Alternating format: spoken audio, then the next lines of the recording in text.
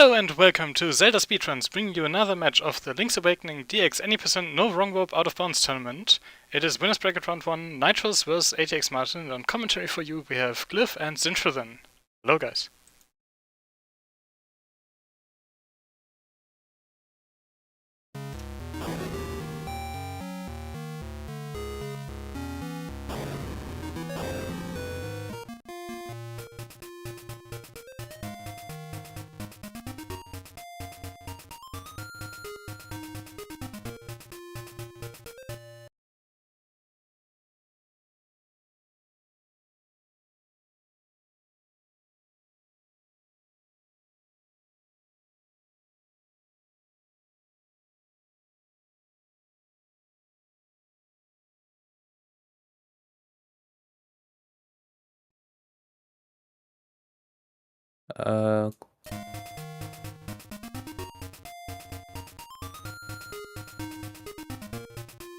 Oh, we weren't audible? Are we back? Okay, I think we're back. Yeah. As Glyph said, this is short form for this is OOB, standing for no wrong warp, no out of bounds, meaning that we can't go more than 3 pixels into a wall, and I'll explain why that is in a few seconds. And you can't do wrong warps. If you're familiar with glitches in this game, one of the more famous glitches is called the doghouse glitch, which you enter through the back of the doghouse by Bow Wow's place, and that would take you just kind of a random place that you're not supposed to go. That's an example of a wrong warp. So we can't do that glitch, among a couple others, I think. Right. First thing we're gonna do here is get the sword by holding the shield out while we grab the sword. It extends the hitbox so we can grab it while the owl cutscene is still happening. Saves a little bit of time. But that concept of the shield's hitbox extending Link's hitbox is going to be used here to collect rupees. Because the shield's hitbox is separate from Link's, it can still collect rupees. So if you position yourself properly, you can collect 2 rupees at once. And we need a lot of rupees here. 10 to be more precise. And this is all RNG, so big reset point in PB attempts. Martin getting really poor RNG, but Nitro's getting really good RNG. He only needs 2 more from the grass. Well, Martin's probably going to be here for a while. Each grass has a 1 in 16 chance of dropping a rupee. So you can be stuck here for a while. Not too bad from Nitroz. Martin's still grinding. Here we're going to steal from the shop. Intended mechanic of the game. And when you come back in, the shopkeeper kills you. Now we're going to steal in an unintended way. Yeah, no special ending. So whenever you buy an item, the rupees count down incrementally. By saving and quitting before that actually happens, you can keep your rupees. So we can do that to buy bombs without losing rupees. So that way we can save our rupees for trendy game. And then we just steal the bow, because who wants to spend 980 rupees on it? It's just way too much. And that bow is actually really OP at the start of the game, because actually it's kind of just OP throughout the game, because it just 2-shots mini bosses. Alright, the game doesn't really expect you to have it this early. Now see that Yoshi doll? That is one of 2 things that are part of the trading sequence that we see and we don't utilize. You completely skipped entirely. Yeah, exactly. And you'll see why shortly after we do the first half of D2. You'll see we do a trick that skips like the first quarter of the trading sequence. By walking in and out of that house, you set Link's save and quit point. Unlike in Link to the Past or Ocarina of Time, where whenever you save and quit, in the overworld, it'll send you to a set location. Whether it be Link's house or Temple of Time, things like that. In this game, it just sends you to your last place you entered, which is pretty convenient for overworld travel. Yeah, and we use the idea of setting a save point a little bit later on as well. Yeah. So the only drawback of that. Oops, sorry.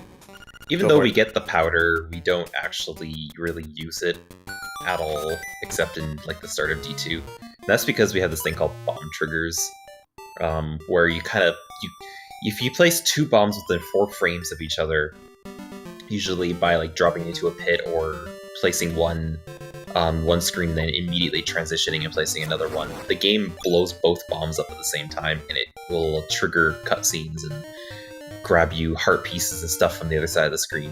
Fun stuff like that. It's very useful and heavily abused. So even though we have the powder, we don't actually use it on Terran because it's just faster to do a bomb trigger.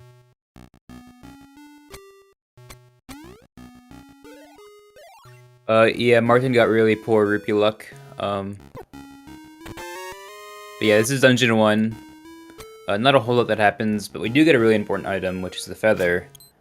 The feather will let us jump, like in other Zelda games. But in this one in particular, jumping is a really, really broken mechanic, which can be used in many, many different ways. Just by the way the game handles different layers, it doesn't do it very well. So this is where being able to go 3 pixels into a wall becomes useful, because when you do that, you're doing wall clip, and wall clipping is necessary to do a super jump, which is what we use the feather for. It's why the feather is completely broken. So the dungeon walls, like many other walls, are ledges, and so if you were on top of them, you could actually just jump right off of it, like there's no fence. So we clip into a wall, and then we do a couple inputs, and we basically trick the game into thinking we're on the ledge, and just like that on Nitro's screen, we basically make the game think we're jumping off that ledge. And so we get an extra little jump that gives us quite a bit of height to get about 2 tiles ahead of where we're facing.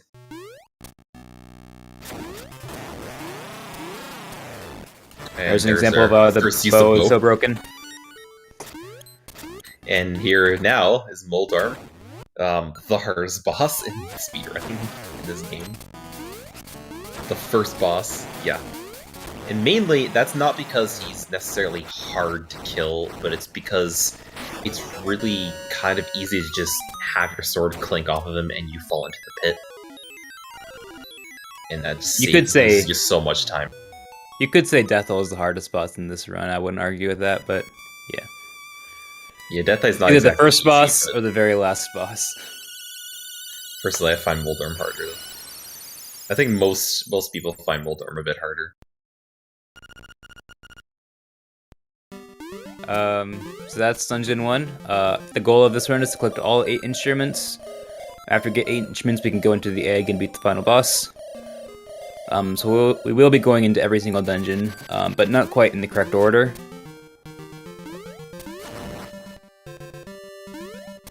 Almost in the correct order. We finished D1, we do D1 straight through.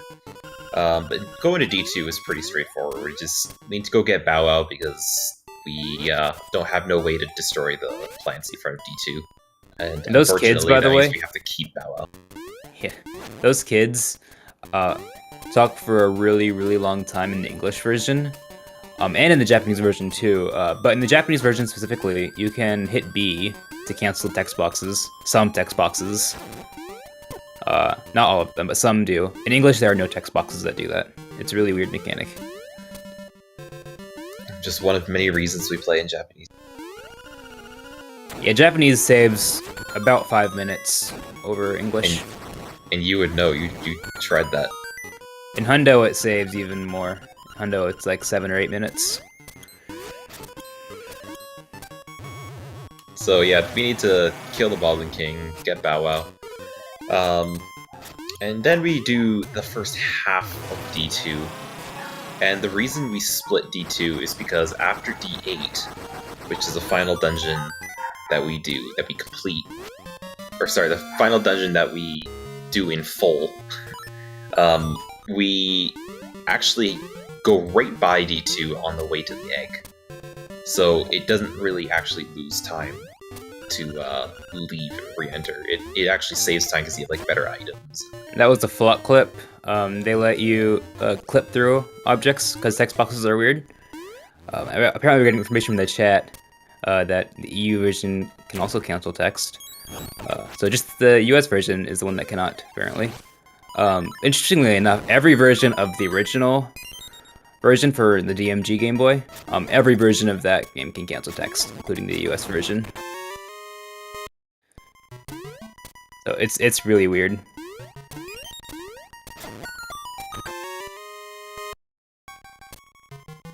Nitroz playing very cleanly into D2.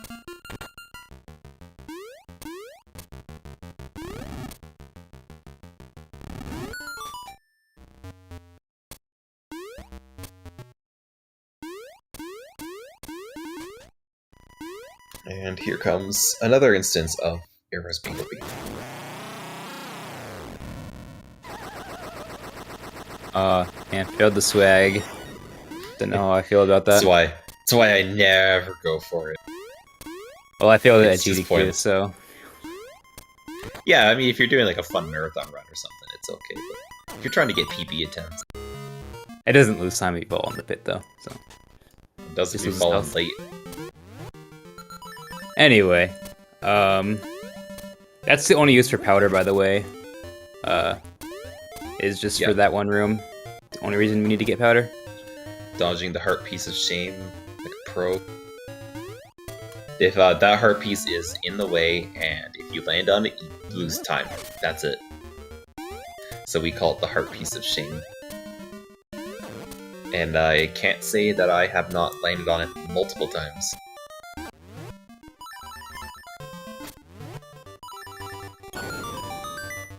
So we're on our way to D3. The only reason we even go to D2 at all right there is because we have to get Power Wrestling. So here's our skip, our first trendy game in Canada Castle skip is Villa Skip. That's the official name of the trick. So you pause until you hear Link falling into the pit, and then you just hold down and you'll actually transition and zip down to the bottom of that screen. And then, yeah, that's how we get the key to D3. Right. And, Which happens to look like a golden leaf because we haven't gotten any golden leaves, but it's still a key. yeah, the game kind of counts the key as almost like the 6th golden leaf, so it has a weird sprite. Interestingly enough, the trick is not considered out of bounds, just because it kind of looks like it's out of bounds, but we're transitioning on a pit. A pit is not an out of bounds pit. You can stand on it for a little bit. And transitioning onto solid objects, we do not consider out of bounds.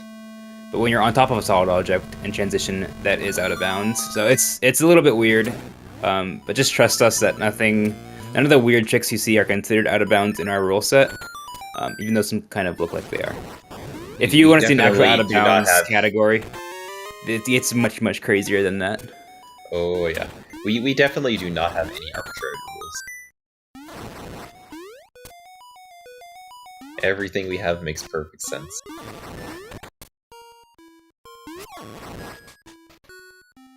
So If you want arbitrary rules, you can play glitchless. yeah. There's I digress. lots of debate on what is considered a glitch in this game. So we're getting lots of kills in D3 because first we actually have to kill a lot of enemies to even progress, but also we get a few extra kills because we get Piece of Power. Whoa, Nitro's doing kind of a swaggy Dodongo skip there. That might be Black's method. So we get Piece of Power in D3. It's the only dungeon that we do because it's like the only one where we don't save and quit to I guess kill our kill count. Like every time you save and quit, you lose your kill count. So you need 30 kills to get Piece of Power.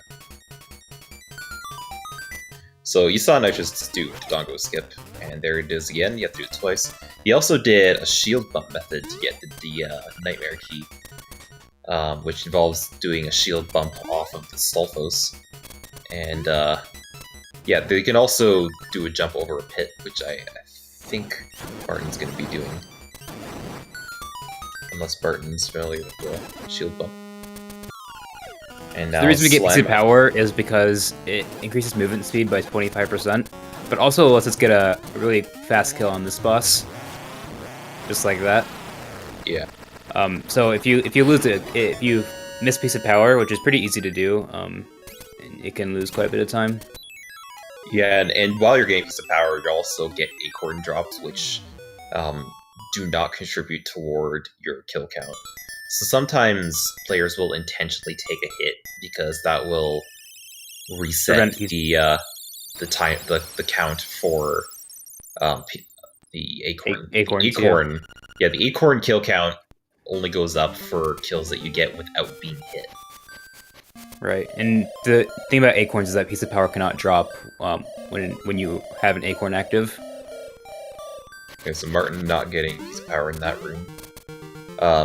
He can get a couple other kills after that should allow him to get it.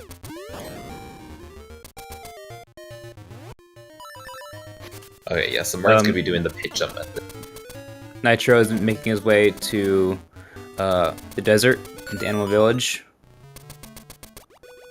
But first he needs to take a bunch of hits. And this will be because he wants to take an intentional death in a bit. We can explain that more when we get there. Yeah, so he gets one hit away from dying. Half-heart. But he's going to do a bomb trigger. And the bomb trigger is interesting because normally we're supposed to have Marin. And Marin's supposed to leave after this cutscene. But we have Bow Wow, and Bow Wow does not leave after this cutscene. So that causes issues, and it kind of puts Link in a state where he's still in a cutscene but can still move around. So he can't use any items, he can't open up his save and quit menu, he can't really do anything. So the best way to end that state in this run is to die. The other way would be to enter and exit a cave. But dying is a little bit faster in this route because it skips an owl. So after you get the key, you can save and quit back to the cave. Yeah. Yeah, we don't enter the cave in the desert because that sets as our save point as well. We want to keep that save point that he just went to after dying. Because once you get the key to D4, the angular key, then he's going to save and quit back to that same spot. And this pit has no Lenmolas. I know there are legends that there are, but really the true legend is that you just have to sacrifice a couple arrows and you get a key. There's really nothing else to it.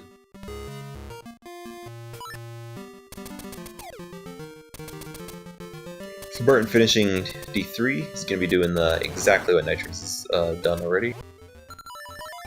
I'm going to do Walrus skip, all that stuff. Now Nitroz is on his way to the Armos maze, which is deceptively harder than it looks. You also have to really be careful not to get hit by pretty much anything because you don't really have a lot of hearts to begin with, and it's really easy to lose hearts because each Armos does 2 hearts of damage. Right, the game expects you to have like 3 more hearts, 2 or 3 more hearts at this point. So that can be pretty dangerous. This is boot strats. By putting Link in a state where he is continually dashing without moving, you can kill this guy pretty quickly with those stationary boot stashes. Yeah, when you get stunned by the Armos while dashing, you freeze in place. And we're trying to get a lot of arrow drops here from Bow Wow. Yeah, he's getting pretty good RNG, so that should be good. So there, Nitroz actually took an intentional hit off the Zol so that he could use his iframes to get past the Armos without taking 2 hearts. So he took half a heart instead of 2.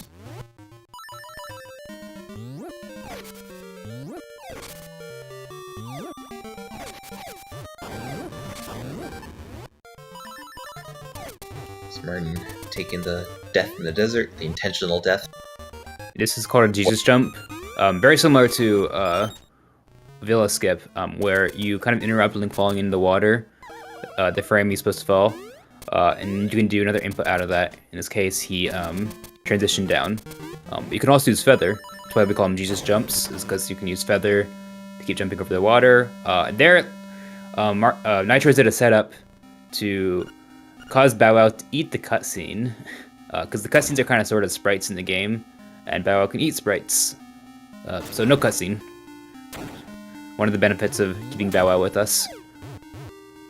It doesn't make up for the cons of having Bow Wow in this though. Time-wise, it does. Yeah, if he doesn't screw you over, then yes, Bow Wow will save you time.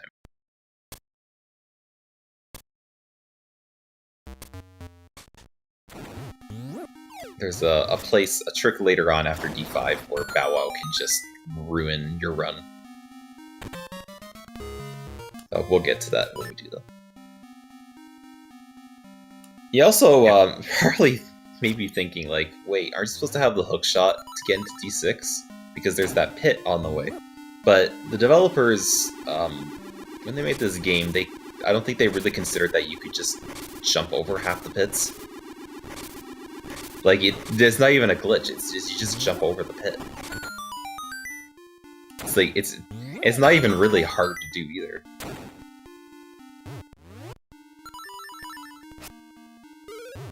It's a fun little way to kill all 4 Wizrobes. You place a bomb and then you use your sword to jab one of them into the bomb. And now, D6, one of the dungeons that is completely broken by super jumps. He's basically going through it backwards at this point.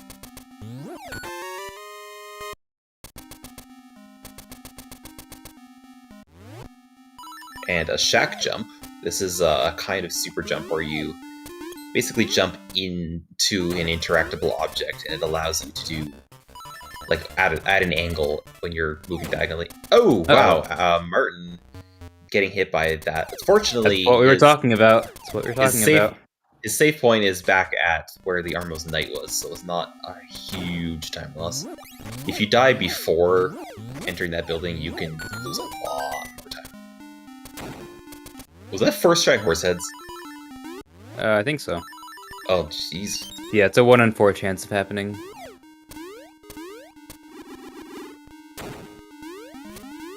Although in reality, it really only happens like 5% of the time. Sure feels like that, at least. Coming up is Prasad, the boss of Dungeon 6. Prasad makes an appearance in Oracle of Seasons as well, twice actually. In that game, he's also really broken.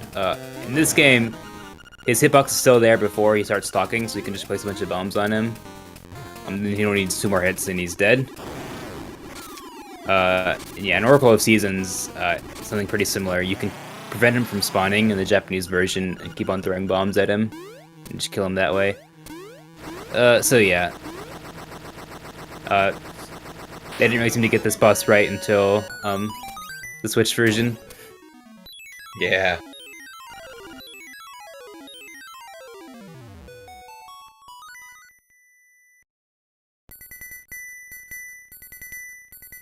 Yeah, that's D6. D6 is normally actually quite long, but because super jumps, it's just so short. It's only like 3 minutes or something.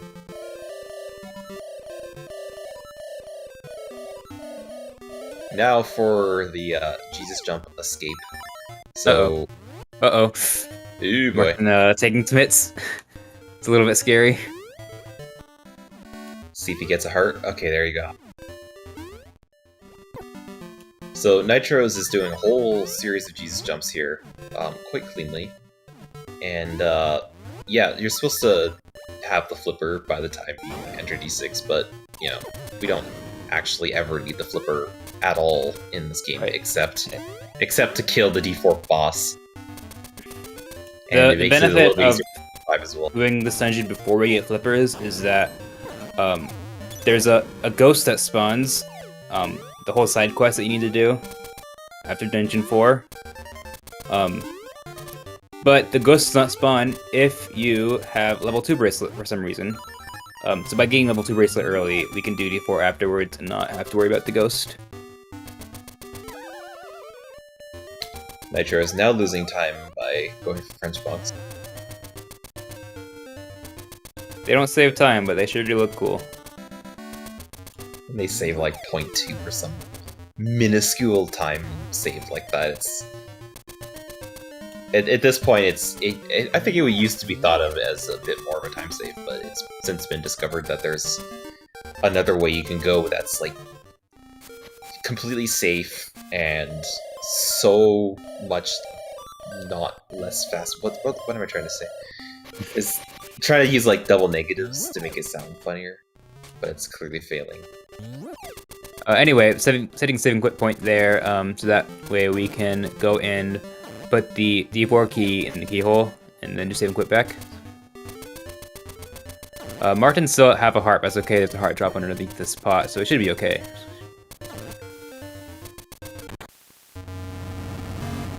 Yeah, Nitroz set a save point into the cave, because it's gonna just immediately save and quit after opening D4.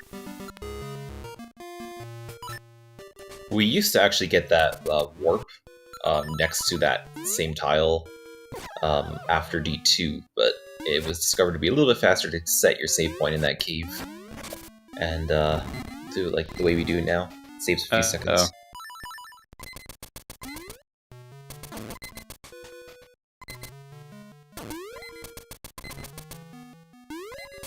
Alright, obstacle skip.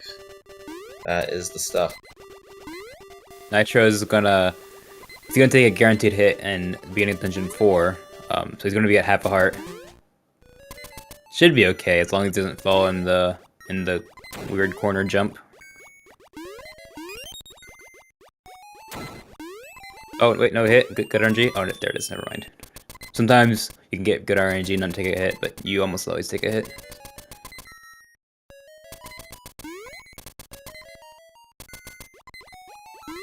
Yeah, that Tektite there, it was like, I see you at half a heart. Nails that trick there, getting the Jesus jump. Basically only saves time if you get it like on your first or second try. That jump there is really easy to do, and it skips like half the dungeon, so there you go. Yeah. Again, not even a glitch, it's just a pit jump that the developers kind of didn't really think through. Oh! Didn't go for the heart. Oh, he should have gone for the heart.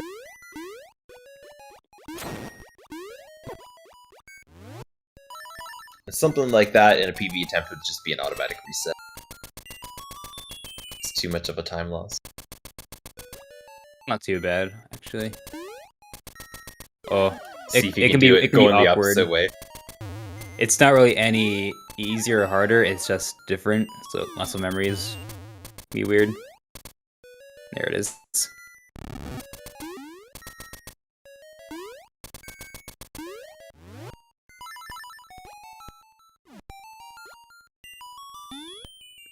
Alright. Martin getting pretty good Jesus jumps as well.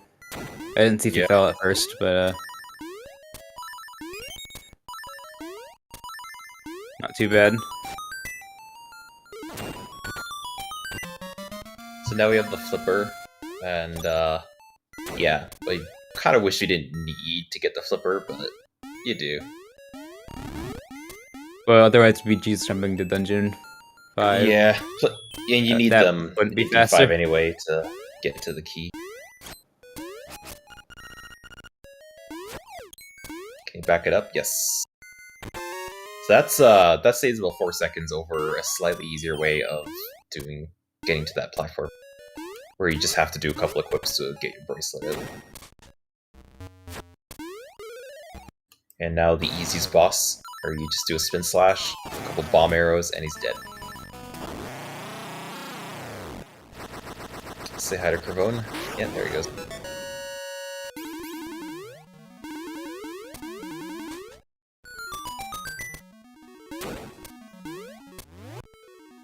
Going for the ICS, I like it.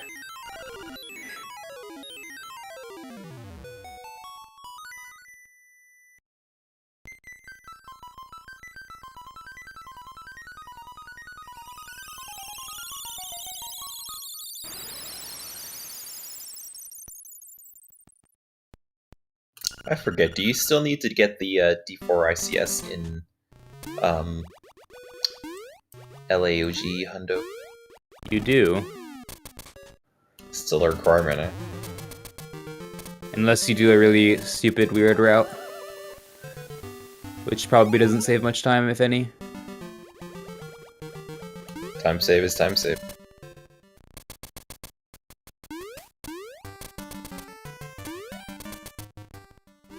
So going to D5 is the most basic part of the entire run. It's just straight movement, not a single glitch. Although there is kind of something that might kind of seem like a glitch in a way. It's if you spam jump while against the roof underwater. Oops. Whoa, what on earth is that? Anyway. Underwater sections are weird. So Nitroz is just spamming jump, and it's actually ever so slightly faster when you have a roof above you while you're underwater. You can also hold jump while coming out of underwater sections to jump over water, which we ruled is not a glitch. When discussing glitchless rule sets, so there you go. Do with that as you will. Not arbitrary at all.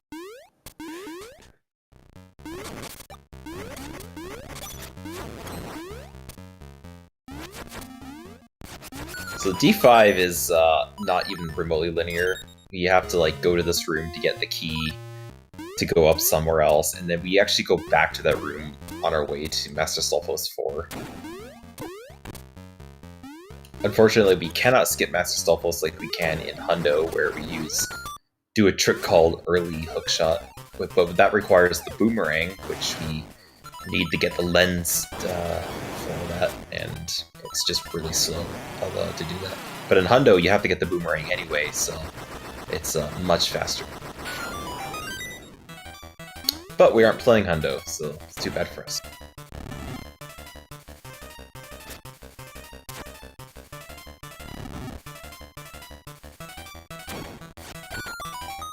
Boy, I wish there was a super jump over those blocks there.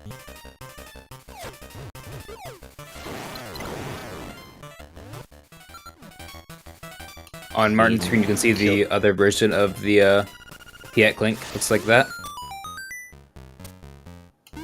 Easy peasy. And it looks like he's on pace to save a lot of time in D4. I'm guessing maybe he died in his PB. Oops.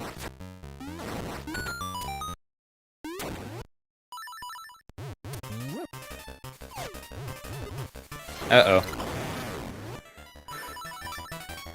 Very good boss fight.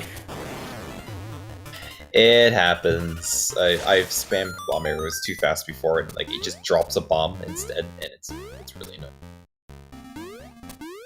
So Nitroz is doing a naked super jump, which involves already facing away from the wall. Normally, a super jump would involve a weapon that would make you face away from the wall, but if you don't have a weapon, then you already need to be facing away before you even get clipped into the wall. What is happening? More examples of underwater sections being really weird. There's the dumb that jump, very you can clean. You can just barely make it with a precise jump. Just keep having to backtrack after getting hookshot. It's a little bit easier with Piece of Power, which you have in the no save and quit category. But in this category we do not. Oh, nice. What? Okay, D5 is just being weird to him today. Normally you're supposed to be able to slash the things from behind. Yeah, I've seen that before. I've seen it before. They can be in a really weird position where your sword hits the front of them, even though you're facing the other way. Huh. Did I just do the swag jump? Looks really awesome. And now he's got the hook shot, which we use, which is required for one thing, and that is killing the boss. We otherwise don't technically need it to finish the game. There are ways of getting over various pits and stuff without the hook shot. Can't wait for a low percent to be a thing where we can skip hookshot. Just gonna try and do the swag jump. the hookshot jump, which we do again after Dang. D5. Not getting the glyph jump, SMH. And that's a hookshot clip. It's saves a little bit of time to go the way he's going, which we can only actually also do because we got a key from the first Master Stallfos, which we got by overkilling him. So every Master Stallfos, if you overkill, like you hit it an extra time than he's supposed to be hit, he'll drop a key. And so we use that to take a slightly different path. I just need to be really careful here because this boss can kill him in one hit. Getting a 3-side, I think he's maybe playing it a bit safe. There we go. Yeah, if he died there, he would he'd have to go all the way back. It's big time loss. Very nerve-wracking to have so few hearts. There it is, another ICS. It's gonna get them all. Full. In the original version of this game, black and white version, you can do a frame perfect jump on the instrument and save and quit afterwards to get an instrument cutscene skip. So he's getting the frame there, but unfortunately the trick doesn't work the same way in this game. Yeah, in this game you need the ocarina and the mushroom, which involves us getting rid of our powder. But I mean, it's not like we need the powder at this point anyway. There is one player who's kind of working a way of adding ICS into this category, which saves a little bit of time, but it's not reliable at this moment. But, you know, in the future it might be. Reliable enough, at least. And that's when I become a full-time Oracle streamer. Some players are very much against ICS being added to this game. I've already done it with a sort of meme category called Reverse Dungeon Order. I basically completely broke it by adding ICS. And no one's touched the category since. So you, what you can expect. I kind of want to actually lower the time even further. I know 26 minutes is possible, but I need to get more than 5 ICSs. So yeah, not a whole lot going on at this point, but in a bit we will be doing probably the hardest trick in the run.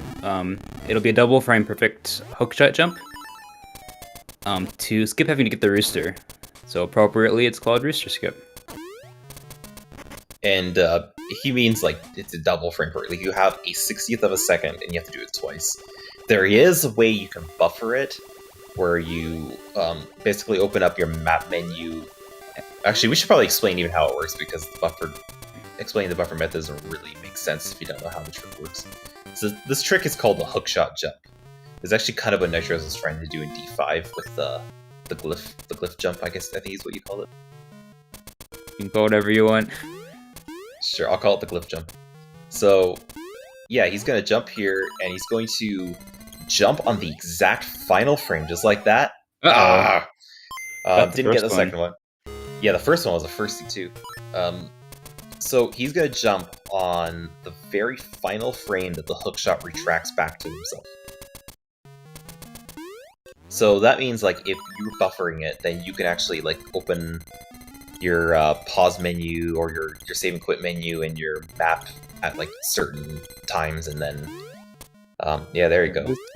And, then just do a jump out of a buffer. It's much easier, but it's also a bit slower. I think at minimum it loses 8 seconds, but it can lose quite a bit more if you get more buffers. Yeah. So generally, if you're trying to go for top times, then you're going to do it unbuffered. Which, I mean, it really does sound hard, and it is hard. But you do get the hang of it after a little while. Yeah, you get as you saw with Nitroz, you get more than one try. So it's not like you you missed the 2 frames. And nice, you're done.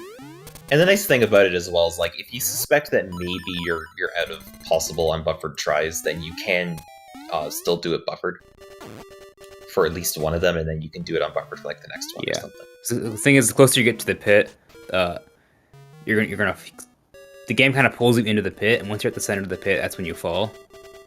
So you just have to try to stay on the edge of the pits, and once you get close to the center, then you want to start buffering it.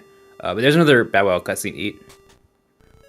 Speaking of Bow Wow, Rooster Skip is the trick that Bow Wow can just completely screw you over with, because he will block your hook shot, and sometimes you would basically need to keep spamming hook shot over and over until Bow Wow gets it your way, and he could just hover on top of you, and sometimes you can't even spam fast enough anyway, and you'll just fall no matter what you do. Yeah.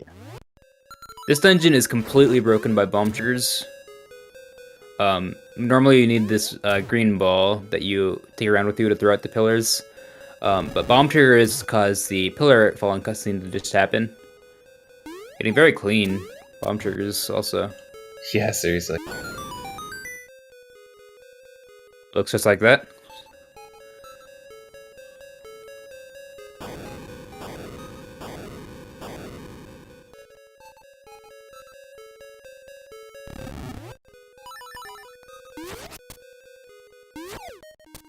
A quick super jump over that. And we ignore this mini boss because we do not need that key. You don't need any keys in this dungeon? Yeah. You need 1 key in Hundo, that's only because we need to go to where we get the level 2 shield, which we also don't even use in that category. So this is Goomba Surf. He's 1 pixel clipped into this wall. Nice, second try, and then he just does a naked super jump, and it just barely gets him far enough to get onto that ledge after bouncing off the Goomba. However, there's only like a 1 in 4 chance of the Goomba moving towards you right as soon as you transition onto that screen. Otherwise, you might have to wait or just transition and go back. Martin makes sure he gets obstacle skip. Good man. That's the stuff I like to see. So this trick is really weird on Nitroz's screen. The eagle went up, but you can wrap the hookshot down to kill him. And that works because he saved and quit before entering Rooster Skip Cave. You'll see Martin here. He'll enter, save and quit. That's for that trick that Nitroz just did. For some reason, there's a barrier that blocks the hookshot after you visit certain tiles in the game. And one of those tiles is, or when you visit certain screens. One of those screens is the screen with the warp tile in Tall Heights. Yeah, right at that Mobby Village. Yeah, so if you visit that screen before saving and quitting, or after saving and quitting, since the last time you saved and quit, then the trick won't work. And that's just really like weird. Kind of how we understand it right now. There's still more to it. Like sometimes I've seen instances where like you'll go onto those tiles that screw it up, and it just won't affect the trick at all because maybe you entered another tile or another screen somewhere else. Like reversed it. It's really weird. Like, we don't fully understand what really. Yeah, there's just some flag that gets set when you visit certain screens that affects that screen with Evil Eagle. There's another instance of pits being close enough that you just jump over without actually needing a hookshot. Well, the thing is, 3-tile jumps. 3-tile jumps are intended by the game, so. Yeah, exactly. Like that's a regular jump too. Like it's not even. If it was 4 tiles, it'd make more sense. I don't know why they didn't do 4 tiles. And you happen to be like, if you're right at the very bottom of that bridge, you don't talk to Marin either. But if you're like 1 pixel higher, you'll talk to her. And it was like 2 minutes. So whatever you do, if you're ever doing that trick, make sure you stay at the lowest possible point that you can. So we didn't collect the level 2 shield in D7 because we don't need it because of wall clipping. So this is flame skip. The flame will push you into the wall if you're clipped. And yeah, just like that, you're right by. You take a few hearts of damage, but that's still way faster than you to collect the shield. And now we don't need the ocarina, we just use a bomb trigger to open the level. And then, yet again, there's more fun. This head does not have a hitbox until the neck is fully retracted. Or extended.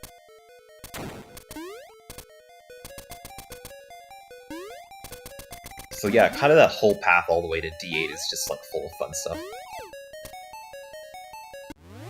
And D8 is also full of fun stuff. Like, just quickly using this bomb arrow onto the wall and then... And this hookshot flip. Yeah, so he's gonna put hookshot on B, because if you use hookshot and feather at the same time, you do something called bookshot, which is like this super fast hookshot movement. And it allows it gives you enough speed to get through. Oh?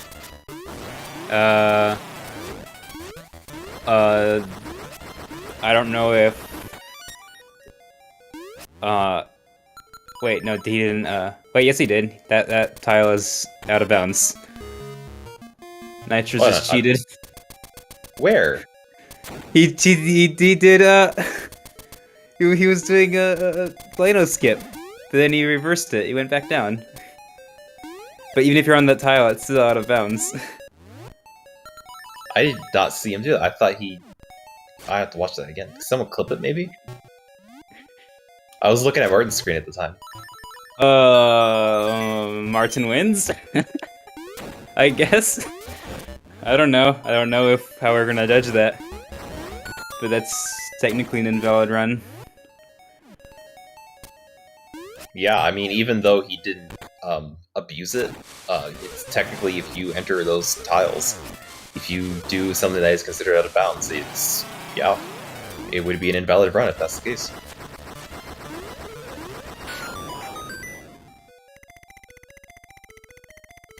Either way, we still get to watch the rest of the run.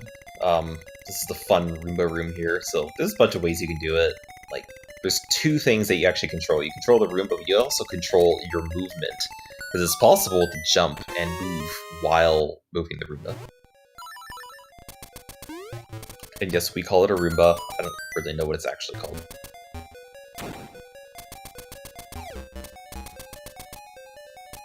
I think, what was it? What's their name? Happy with Sugar calls it Roomba Surf,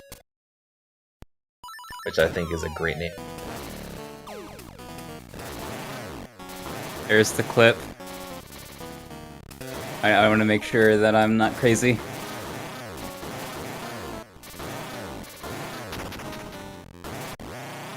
Yeah, that's not a bounce tile.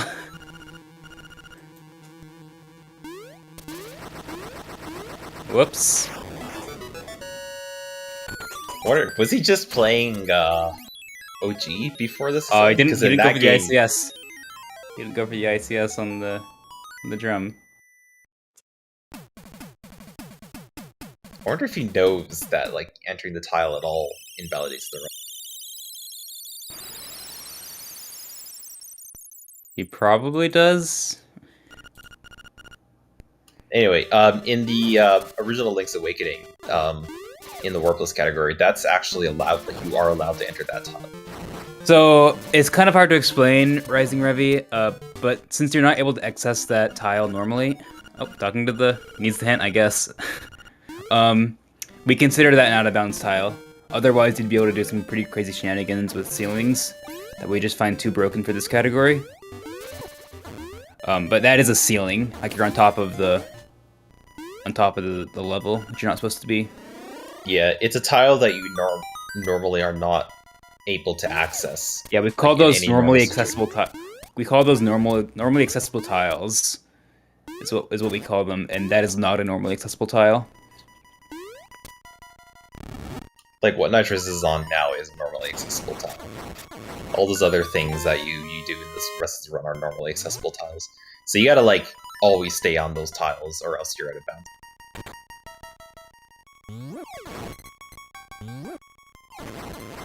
There's what's called hookshot invincibility. By using the hookshot twice, you're invincible, and that's it. You can try it at home. It works. Yeah. You do have to, I think you do have to be pressed up against something to use the hookshot the second time.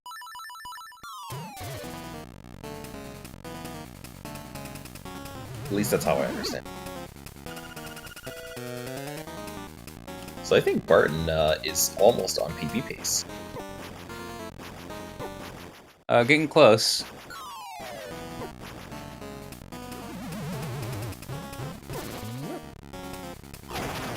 So yeah, if you're Whoops. facing left and clipped into the wall, then you just immediately break the pot. Just like that.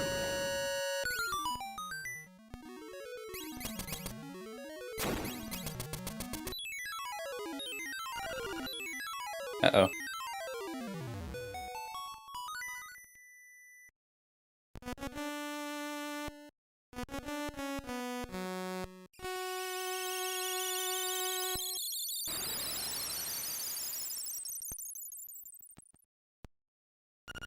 Oh!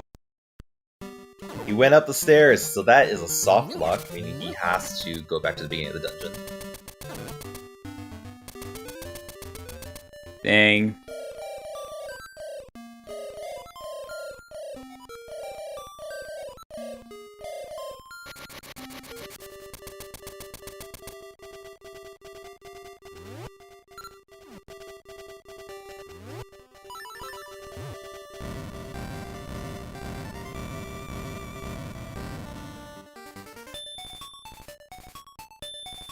Yeah, it's kind of one of those things you have to be careful about on these stairs. You want to make sure, yeah, you want to make sure you're low enough to go over there. Hopefully he doesn't get hit here or else it goes back again. Whoa, that was close.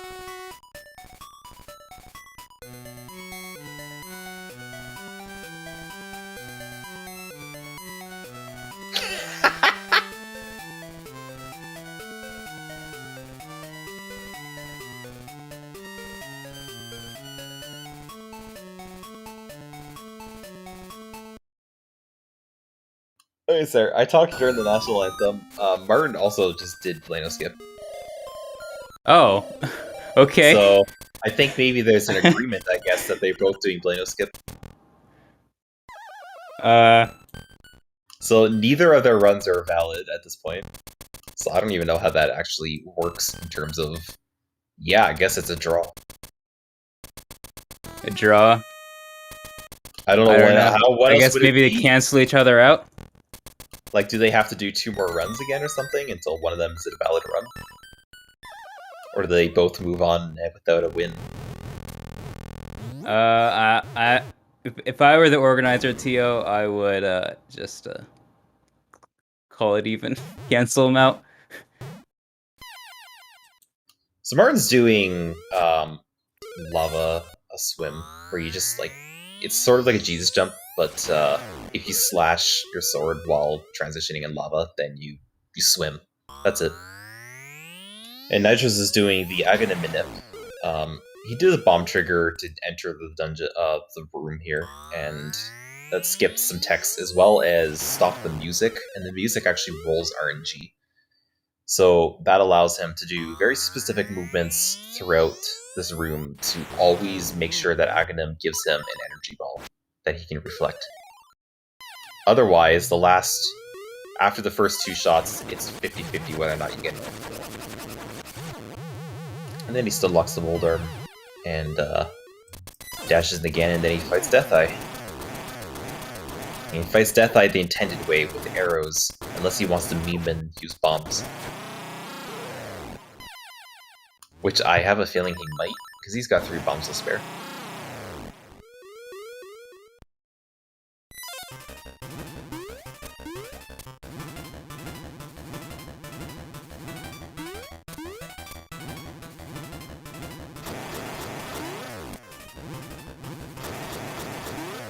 Deatheye actually being really nice to him right now.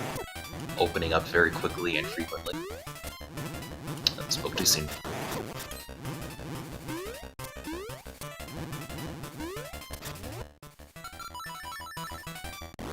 Yep. Oh, I miscounted. He's gonna use a bomb for the last one. Rip.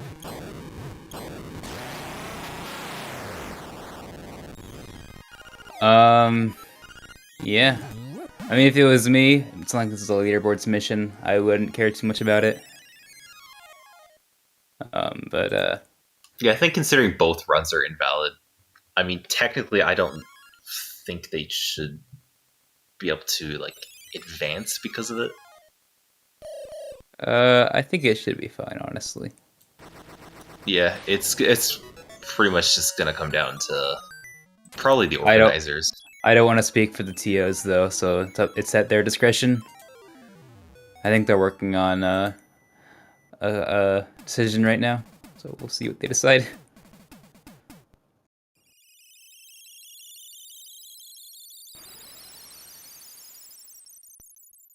So Martin's just finished D8, and so that means he's gonna go finish D2. Because we didn't actually do that earlier. But now he's got a magic rod and a hook shot, all kinds of fun stuff that makes D2 a lot easier and faster.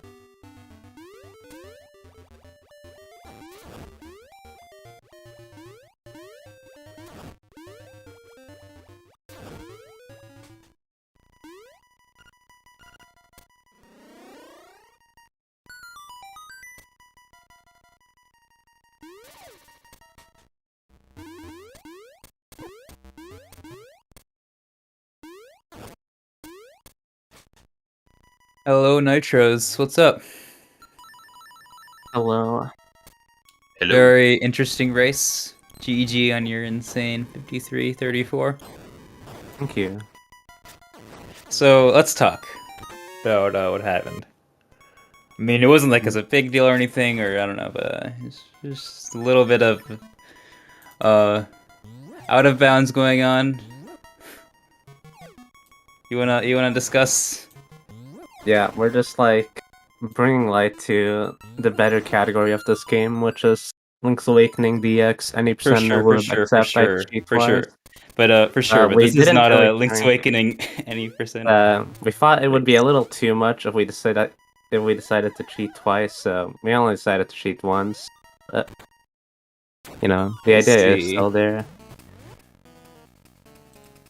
For sure.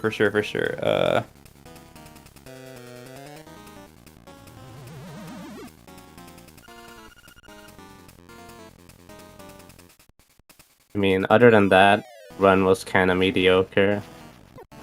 Not too great. I died on D4.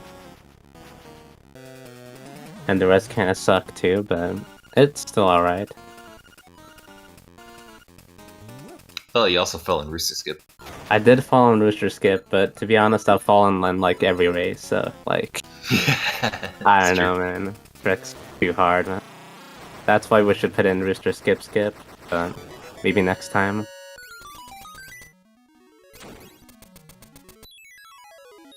Losing time is, you know, not that fun. I agree.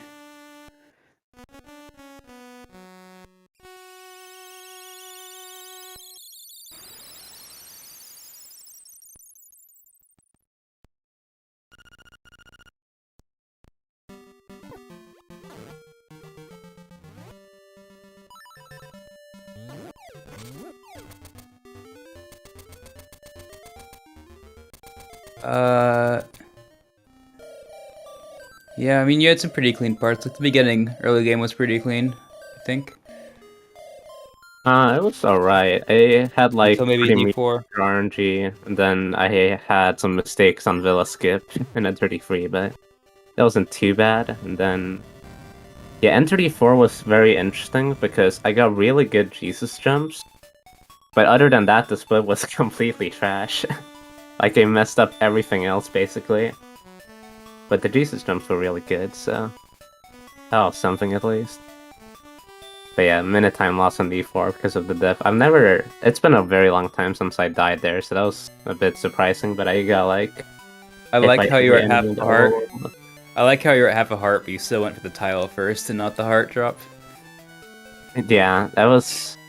kind of misremembered where the heart was. It was definitely a mistake on my part, but... Can't believe Nitroz Didn't placed really the game matter too blindfolded. I mean, to be fair, doing Blano skip would be easier than fighting Blano blindfolded. That is true. Also, I can't believe you gave up on the ICSs halfway through. Yeah, I don't know. They weren't working for some reason. I can't really imagine why. I mean, you just have to keep trying, right? Yeah, I guess so. Maybe it's like a 50-50. Maybe they just patched it out. I'm not really sure what the deal with that was, but I have to figure that out for next race. Actually patched. Can't believe this. It's okay, Martin Yeah, won't get I mean- any either, so... It might Oh. it might work if you played on like 1.0 or something. Yeah, man. 0.9. We were planning on playing on the German version actually, but then we tested it out in VC yesterday, but the glitches they just don't work, man. Garbage. The German version, palm trigger, the earliest can't do German version anything. is 1.1, unfortunately. Yeah. Is Martin pretty sad. just having enough powder to recover from failing the blob quick kill? Where you have the blob land on your sword and it kills it. But it's like, it requires a really specific subpixel. However, because he failed it, he can't do the Aghanim anymore, so he just needs to just hope No, for the best. it's okay. He has his own manip, I think. Oh yeah, the He'll be- Martin he'll be minute, okay. Didn't work. of course. Darn. I mean, yeah. Not everyone is perfect in life. Everyone makes mistakes. It's hard being perfect. He's lucky. Yeah. Most people make the big mistake of never doing Plano skip. I don't really get why. It saves so much time.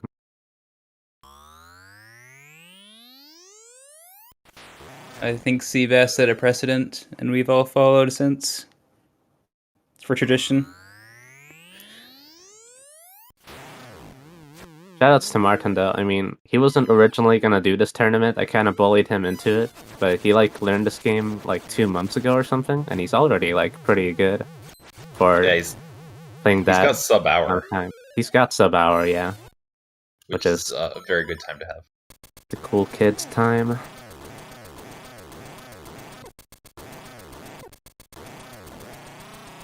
There were some other people who have played this game a little longer that did not join the tournament. Won't name Yeah. any names, but they exist. One of them is even in this channel right now. 2 of them are in this channel. You're not in the tournament? Oh, I guess No. you're not. Yeah, you're right. I didn't see it.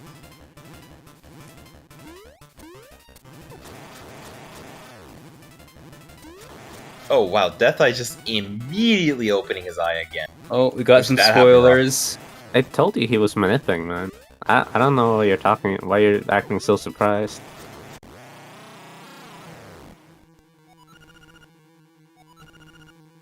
DTX Martin manip.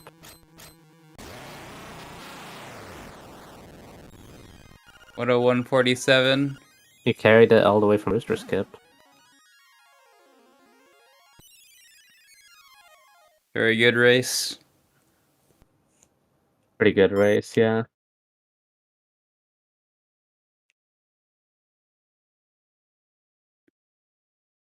GG's to both runners for this insane showcase. Thank you. What's up, Martin? GG. Yeah, that was a run. GG's Martin. It was a pretty good race. Unfortunately, you are both now banned from submitting to the leaderboards. That's sad. Unfortunately. Not really too sad. No, LAOG is a superior game anyway, so it's True. okay. I had a nice 526 entry D1. Pretty solid, I mean, yeah. Couldn't really ask for any better, honestly. Yeah. Had nothing to do with the rupees, right? No. It was all me.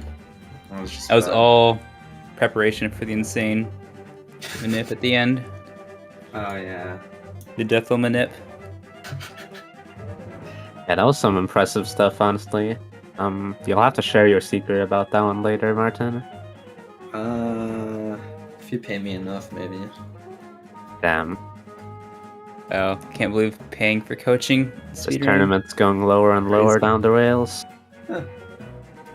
This is unfortunate. Commercializing LADX. Wow. Alright, cool. I think that's about it. I think so too. Yeah.